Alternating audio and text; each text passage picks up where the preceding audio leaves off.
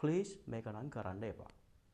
අත් දිග ෂර්ට් උඩින් දාලා අඳිනවා නම් right මෙන්න මෙහෙට විතර දිගට තියෙන ෂර්ට් කවදාවත් අඳින්න එපා උඩින්. trouser එකේ මෙන්න මේ line එක මේ තියෙන සාක්කුව ඔය කලිසමේ මේ සාක්කුවේ මේ පල්ලෙහායින් ඔයාගේ ෂර්ට් එක ඉවර වෙන්න ඕනේ මෙතන. A level එකකින් ඉවර වෙන ෂර්ට් ඔයාට උඩින් දාලා බය නැතුව අඳින්න පුළුවන්. නැත්නම් වෙන්නේ ගොඩාක් ලොකු ෂර්ට් එකක් දාම ඔයාගේ උඩ කොටස කවර් වෙලා තියෙනවා මේ වගේ ප්‍රමාණයකින්. ඕකේ යට කොටස පේන්නේ මෙන්න මෙච්චරක් වගේ ජෝක් එකක් වගේ පේනවා. අත් කොට ෂර්ට් එකෙත් බලන්න හයිට් එක. මේ තියෙන සාක්කුවේ මෙතන මේ කෙලවර ඕකේ එතනින් මේ ෂර්ට් එකේ මේ කෙලවර ඉවර වෙනවා.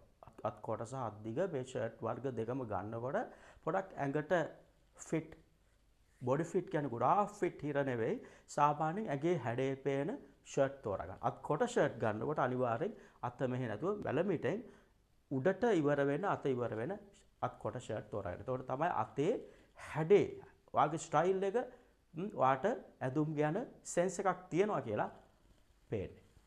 ඊළඟට ටී-ෂර්ට් එකක් perfect user right මේ බල ටී-ෂර්ට් එක මෙතනින් ඒ වගේම කලිසමේ සාක්කුවේ මේ කෙළවරෙන් ඉවරයි right මේ ඕනෑවට වැඩිය අර ගොඩේ ටයිප් එක මේ සම්පූර්ණයෙන්ම ටී-ෂර්ට් එකත් එහෙමයි අත තෝරා ගන්නකොට වැලමිටින් උඩ ඉවර වෙන්න ඕනේ. එතකොට තමයි ඇඟේ හැඩේ සහ ස්ටයිලිෂ් ලුක් එක පොඩක් හොඳට highlight වෙලා පේන්නේ. අසෙල ලන්ඩන් දැන් Instagram වල ඉන්නවා, Facebook වල ඉන්නවා, YouTube වල ඉන්නවා, TikTok වල ඉන්නවා.